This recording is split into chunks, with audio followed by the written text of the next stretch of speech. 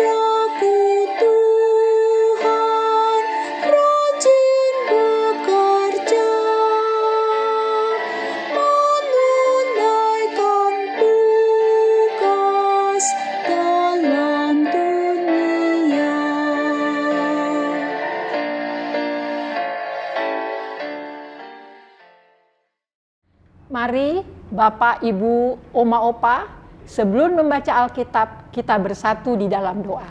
Kita berdoa. Bapa kami di dalam surga, yang kami sembah dalam nama Yesus Kristus Tuhan kami. Pada malam hari ini, kami mengucap syukur atas perkenan-Mu sehingga kami dapat bersekutu dalam program saya dan PKLU GPIB membaca Alkitab bersama. Kuasailah hati dan pikiran kami dengan Roh-Mu yang kudus, agar kami dapat mengerti dan memahami firman-Mu. Dalam nama Tuhan Yesus Kristus kami berdoa. Amin. Pembacaan Alkitab malam ini adalah dari Yunus pasal 2, ayat 8 sampai dengan 10, yang menyatakan, mereka yang berpegang teguh pada berhala kesia-sian, merekalah yang meninggalkan Dia, yang mengasihi mereka dengan setia.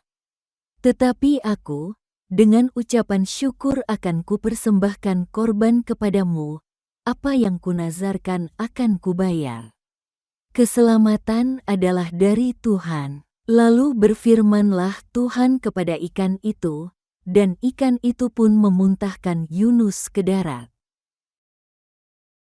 Renungan pada malam hari ini bertemakan nomophobia. Doa Yunus di perut ikan membawanya pada kesadaran dan pengakuan bahwa siapa yang memegang berhala pada dasarnya menyembah kesia-siaan dan meninggalkan rahmat sejati yang seharusnya menjadi milik mereka. Yunus telah melarikan diri dari perintah Tuhan. Ia berpegang pada kesia-siaan dengan berpikir dapat berlari dari Tuhan dan menghindari tugasnya ke Niniwe. Yunus ada pada posisi penyembahan berhala dalam bentuk meninggikan kehendak, pertimbangan dan rasa amannya sendiri di atas kehendak Tuhan. Dewasa ini, orang dapat mengulangi kesalahan Yunus dengan memegang berhala yang sia-sia. Ketergantungan pada tanggapan orang lain dengan mencari validasi seperti like dapat membuat seseorang bergantung pada penilaian orang lain. Identitas diri dibangun bukan karena relasi dengan Tuhan, tetapi karena pendapat atau penerimaan manusia. Kondisi nomophobia adalah bentuk lainnya dari mengulangi kesalahan Yunus.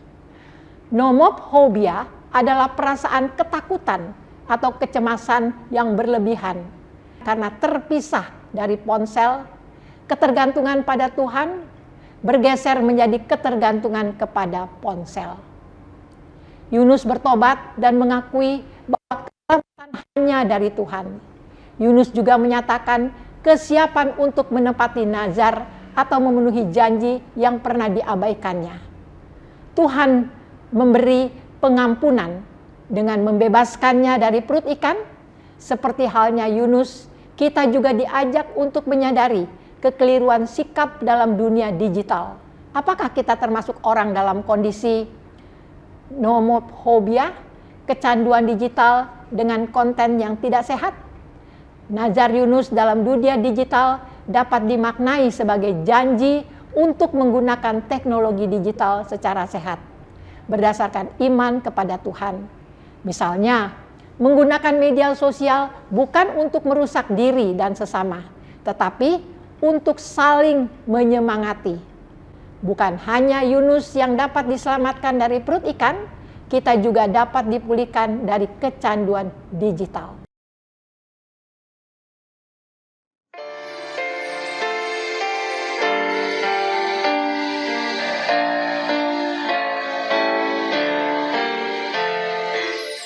Ajarku mengatur maksud hidupku, jangan mementingkan hanya diriku.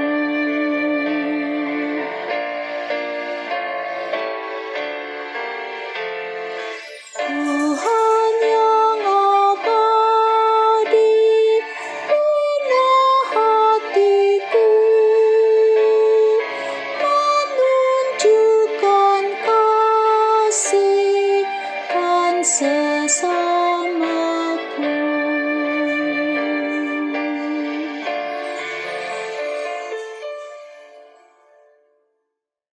Bapak, Ibu, Oma, Opa, sebelum kita mengakhiri program ini, marilah kita bersatu di dalam doa syafaat.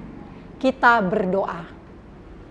Bapa kami dalam kerajaan surga, kembali kami mengucap syukur pada malam hari ini atas kesempatan yang Tuhan berikan kepada kami untuk membaca dan merenungkan firman-Mu melalui SBU pada malam hari ini.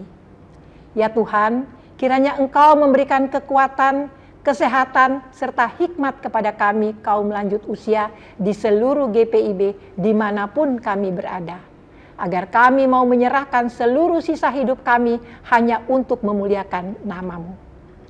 Kami juga berdoa untuk negara dan bangsa kami Indonesia, juga pemerintah mulai dari pusat hingga ke daerah. Karuniakanlah kepada mereka hikmat dan pengertian, sehingga mereka melakukan tugas dan tanggung jawab untuk memimpin bangsa ini berdasarkan takut akan Tuhan. Kami juga berdoa bagi gereja kami GPIB di mana kami bernaung. Tuhan, tolong campur tangan dalam segala program yang telah direncanakan tahun ini. Biarlah Tuhan jadikan sisa hidup kami menjadi bermakna dan berkat bagi banyak orang, sehingga nama Tuhan saja yang dipermuliakan. Doa ini kami panjatkan hanya di dalam nama Yesus Kristus Tuhan kami yang telah mengajar kami berdoa. Bapa kami yang di surga, dikuduskanlah nama-Mu.